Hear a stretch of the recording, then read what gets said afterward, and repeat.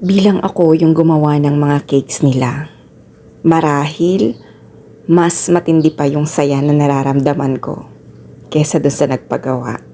Hindi nyo alam kung gaano kasaya makagawa at makita ko hinihipan nyo yung candles nyo on top of your cake. Yung cake na ginusto nyo, yung cake na nirequest nyo. Ang totoo niyan, hindi ko naman talaga kailangang makipagsabayan sa iba.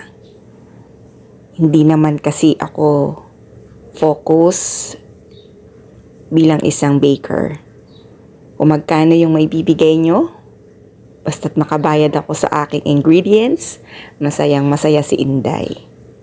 Thank you sa pagtitiwala.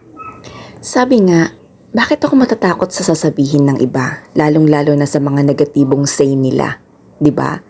Bakit hindi mo gawing inspirasyon?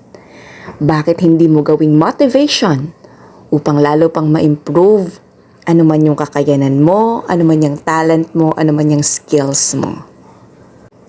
Maging masaya ka at lalo mo pang pasalamatan yung mga taong negatibo ang pananaw sa kung ano man ang ginagawa mong maganda. Be proud. Magtiwala ka.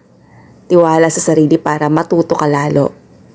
Huwag kang bibitiw kung ikaw man ay bumagsak sa una. Baking is not an overnight process and so learning. Tandaan mo yan. This month of October is almost done and I'd like to thank you sa lahat ng nagtitiwala sa aking kakayanan, lalong-lalo na sa aking family. Thank you so much, yung mga pamangkin ko na tuwang-tuwa kasi natupad yung gusto nilang cake. Thank you very, very much. More cakes for us at more sponsors na to come.